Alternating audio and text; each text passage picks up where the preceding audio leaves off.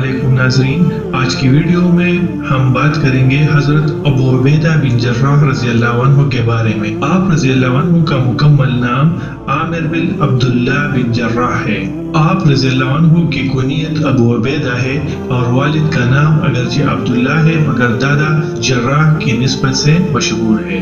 अबू उबैदा बिन जर्राह रज़ियल्लाहु अन्हु मुबारक चेहरा, खुश शक्ल, कमजोर जिस्म, लंबा कद और पुरवकार शख्सियत के मालिक थे। इन सब खूबियों के साथ साथ अल्लाह ताला ने उनको ये सिफत भी अता फरमाई थी कि वो बेहद खुश अखलाक, नरम मिजाज और बहुत ज्यादा शर्म व हया वाले थे। लेकिन इसके साथ साथ बहादुर इतने थे कि जब कोई सख्त मामला पेश आता या कोई मुश्किल घड़ी सामने आती तो एक खतरनाक शेर की मानंद चाको चौबंद नजर आते। हजरत अबू उबैदा बिन जर्राह रज़ियल्लाहु अन्हु वो खुशनसीब सहाबी है जिन्हें बारगाह रिसालत से अमीनुल उम्मत का लक़ब अता हुआ। चुनांचा हजरत सैयदना असद बिन मालिक रज़ियल्लाहु अन्हु से रिवायत है कि सरकार मदीना हजरत मोहम्मद सल्लल्लाहु अलैहि वसल्लम ने इरशाद फरमाया, हर उम्मत में एक अमीन होता है और इस उम्मत के अमीन अबू उबैदा बिन जर्राह है। हजरत अब्दुल्ला इब्न उमर रज़ियल्लाहु अन्हु इनकी तारीफ करते हुए फरमाते हैं, इसका तर्जुमा है, कुरैश के 3 आदमी सबसे ज्यादा रोशन चेहरे, सबसे ज्यादा खुश अखलाक और सबसे ज्यादा हया वाले हैं। अगर वो तुमसे बात करेंगे तो वो कभी झूठ नहीं बोलेंगे, अगर तुम इनसे बात करोगे तो वो कभी तुमको झुठलाएंगे नहीं। वो है हजरत अबू बकर सिद्दीक रज़ियल्लाहु अन्हु, हजरत उस्मान रज़ियल्लाहु अन्हु और हजरत अबू उबैदा बिन जर्राह रज़ियल्लाहु अन्हु। नाज़रीन किराम, हजरत अबू उबैदा रज़ियल्लाहु अन्हु इन लोगों में से है जिन्होंने इस्लाम कबूल करने में पहल की थी। वो हजरत अबू बकर सिद्दीक रज़ियल्लाहु अन्हु के मुसलमान होने के दूसरे दिन ही इनके दस्ते मुबारक पर इस्लाम में दाखिल हुए। हजरत अबू बकर सिद्दीक रज़ियल्लाहु अन्हु, हजरत अबू उबैदा बिन जर्राह, हजरत अब्दुर्रहमान बिन औफ, हजरत उस्मान बिन मज़ऊन और हजरत अरकम बिन अबी अरकम रज़ियल्लाहु अन्हु को लेकर नबी करीम सल्लल्लाहु अलैहि वसल्लम की खिदमत में हाजिर हुए और इन लोगों ने आप सल्लल्लाहु अलैहि वसल्लम के सामने कलमा शहादत पढ़ लिया। ये लोग इस्लाम के शुरू ज़माने में आने वाले बुनियादी अशखास थे जिस पर इस्लाम की अज़ीमुश्शान इमारत तामीर की गई। हज़रत अबू उबैदा रज़ियल्लाहु अन्हु ने मक्का मुकर्रमा में रहते हुए शुरू से आखिर तक इन शदीद तरीन आजमाइशों को बर्दाश्त करते हुए जिंदगी गुजारी जिसमें मुसलमानों को मुब्तला किया गया। उन्होंने इब्तिदाई मुसलमानों के साथ जो मसाइल व तकलीफें बर्दाश्त की और जो सख्तियाँ झेली वो जमीन पर किसी दीन के मानने वालों ने न झेली होगी। उन्होंने बड़ी बहादुरी और हिम्मत व हौसले के साथ इन तकलीफों का मुकाबला किया और हर मौके पर अल्लाह और इसके रसूल के साथ सच्ची मोहब्बत का सबूत दिया। लेकिन ग़ज़वा बदर के मौका पर जिस आजमाइश में मुब्तला हुए इसकी सख्ती हर ख्याल व तसव्वुर से बालतर है। नाज़रीन किराम, जंग बदर में हजरत अबू उबैदा बिन जर्राह रज़ियल्लाहु अन्हु के साथ अजीब वाक़या पेश आया। वो जंग बदर में सफ़ों के दरमियान इस तरह बढ़ कर और मुख्तलिफ तरीकों से हमले कर रहे थे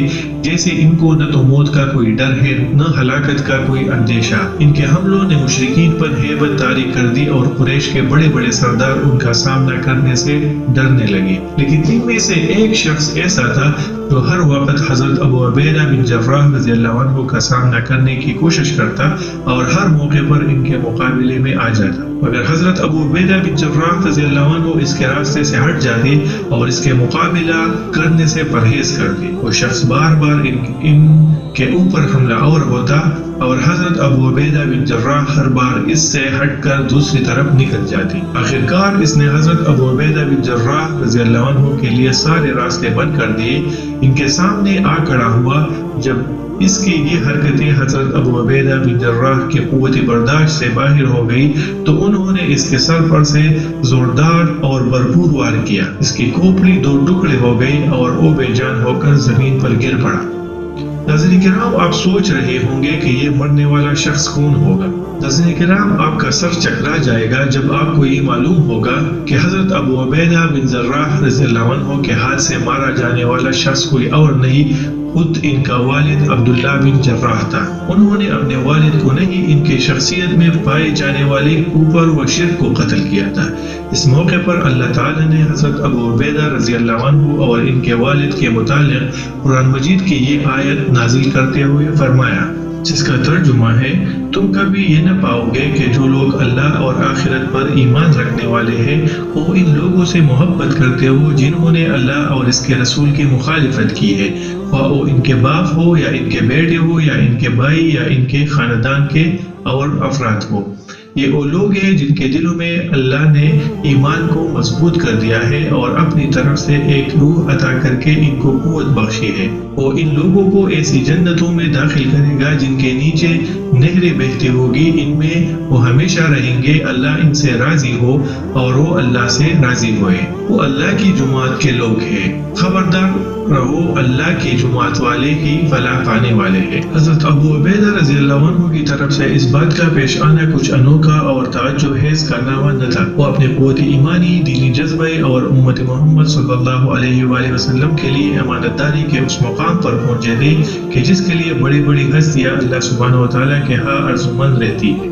محمد بن جعفر رضی اللہ عنہ حضرت ابو عبیدہ بن جراح رضی اللہ عنہ کی دیانتداری کے بارے میں ایک واقعہ بیان کرتے ہیں۔ ایک بار عیسائیوں کا ایک وفد رسول اللہ صلی اللہ علیہ وآلہ وسلم کے خدمت میں حاضر ہوا اور اس نے آپ صلی اللہ علیہ وسلم سے درخواست کی، اے ابو القاسم، آپ ہمارے ساتھ اپنے اصحاب میں سے کسی ایسے شخص کو بھیجیے جس کو آپ ہمارے لیے پسند کرتے ہو، تاکہ وہ ہمارے درمیان ان جائیدادوں کا فیصلہ کرے جن کے بارے میں ہمارے اندر اختلاف پیدا ہو گیا ہے، اس لیے کہ ہمیں مسلمان بہت پسند ہیں۔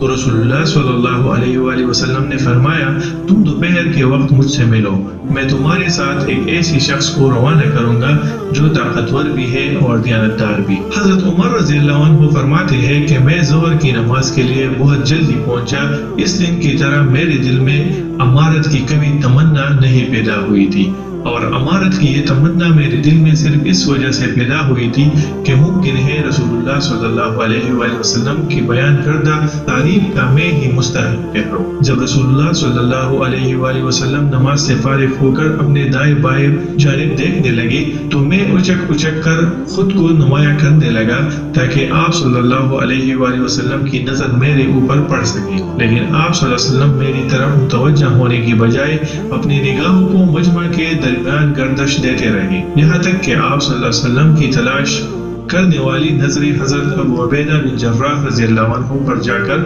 ٹک گئی۔ آپ صلی اللہ علیہ وسلم نے ان کو اپنے پاس بلایا اور اہل وقت کی طرف اشارہ کرتے ہوئے فرمایا، ان کے ساتھ جاؤ اور ان کے درمیان پیدا شدہ اختلاف کو حق کے ساتھ نپٹاؤ۔ یہ دیکھ کر میں نے اپنے دل میں کہا، ابو عبیدہ نے اس فضیلت کو حاصل کر لیا۔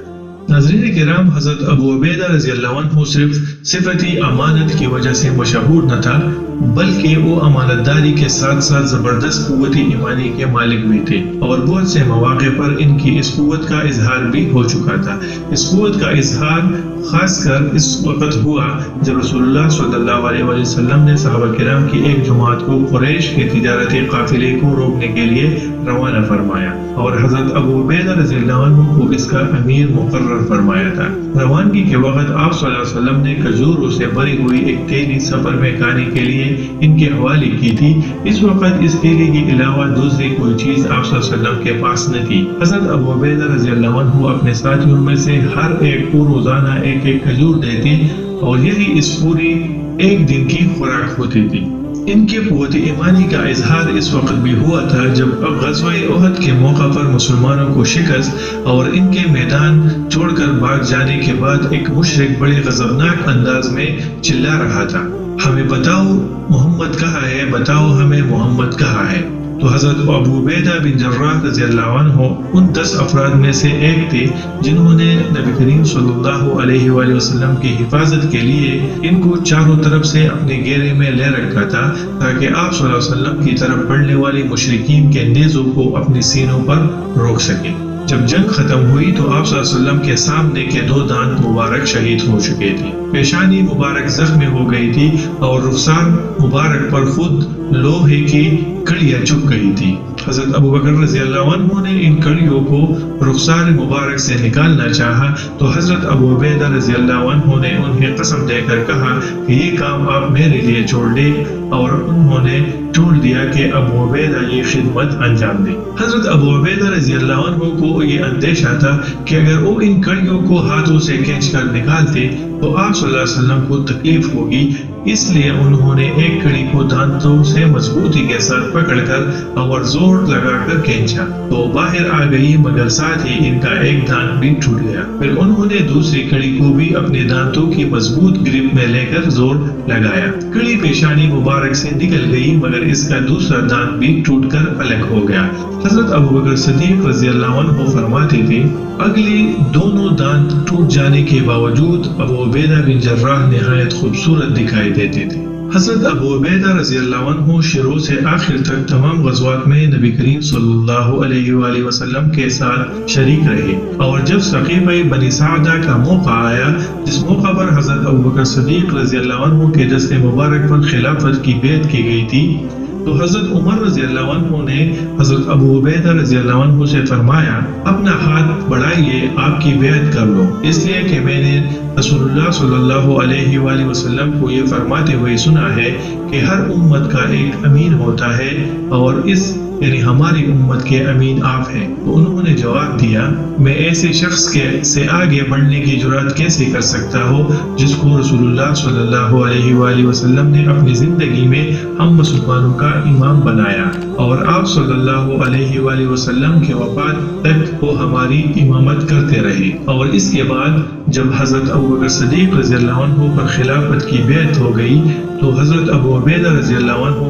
हक़ व सदाक़त के मामले में इनकी बेहतरीन खैरखा और खैर व भलाई में इनके काबिल एतमाद साथी साबित हुए। नाज़रीन किराम, जब हजरत अबू बकर सिद्दीक रज़ी अल्लाह अन्हु ने अपने बाद हजरत उमर रज़ी अल्लाह अन्हु के लिए खिलाफत की वसीयत की और इसकी जिम्मेदारियां इनके सपुर्द किए, तो हजरत अबू उबैदा रज़ी अल्लाह अन्हु ने मुकम्मल तौर पर इनकी इताअत की और एक मर्तबा के सिवा कभी भी इनके हुक्म के खिलाफ वर्जी नहीं की। और कौन सा मौका था जब हजरत अबू उबैदा रज़ी अल्लाह अन्हु ने खलीफतुल मुस्लिमीन के हुक्म के खिलाफ वर्जी की थी? नाज़रीन, हुआ ये कि जिस जमाने में वो शाम के इलाके में मुसलमानों की जमात के अमीर थे और दीन की दावत लेकर एक मुल्क से दूसरे मुल्क जा रहे थे और अल्लाह ताला के फजल से इन मुल्कों में इस्लाम फैला रहे थे और इनके हाथ पर मुल्क के मुल्क इस्लाम में दाखिल हो रहे थे।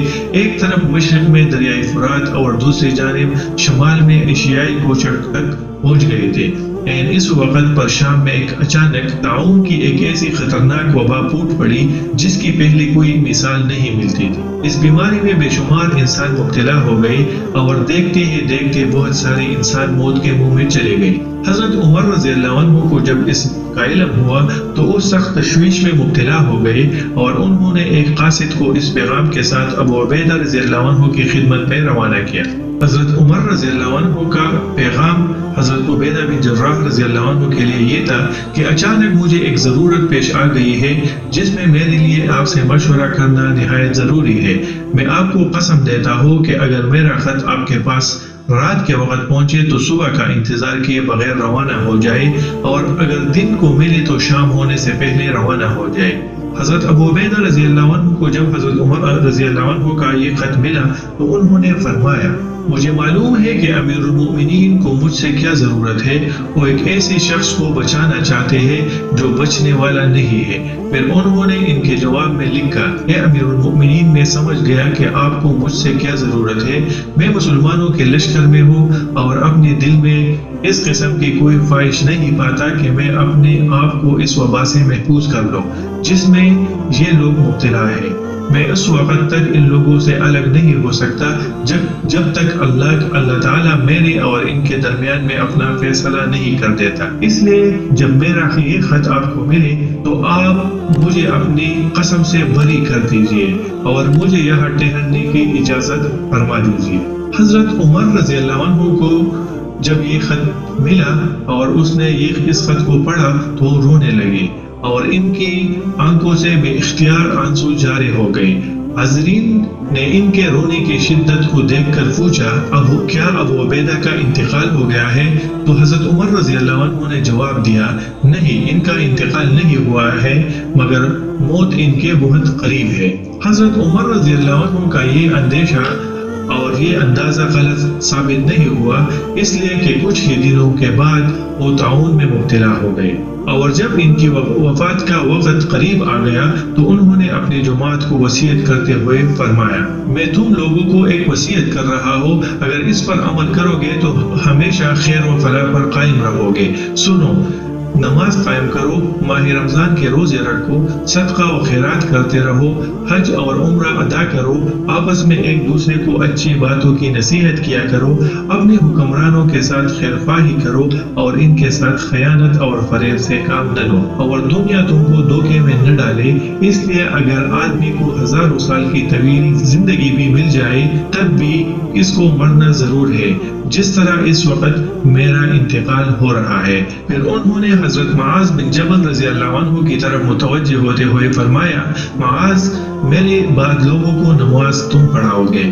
اور تھوڑی دیر بعد روح جسم سے پرواز کر گئی۔ انا للہ و انا الیہ راجعون۔ ان کے انتقال کے بعد حضرت معاذ بن جبل رضی اللہ عنہ نے لوگوں کو خطاب کرتے ہوئے فرمایا، لوگوں، آج تمہیں ایک ایسے شخص کی موت کا صدمہ ہوا ہے کہ بخدا میں نے آج تک کسی ایسے شخص کو نہیں دیکھا جو ان سے زیادہ نیک دل، حسد و بغض سے پاک اور ان سے زیادہ برائی اور فساد سے دور ہو۔ نہ میں نے کسی ایسے شخص کو دیکھا جو ان سے زیادہ آخرت سے محبت کرنے والا اور عام مسلمانوں کا خیرخواہ ہو۔ ان کے لیے اللہ تعالیٰ سے رحم کی دعا کرو، اللہ تعالیٰ تمہارے اوپر رحم فرمائے۔ ناظرین کرام، امید کرتے ہیں کہ آپ کو آج کی ویڈیو پسند آئی ہوگی۔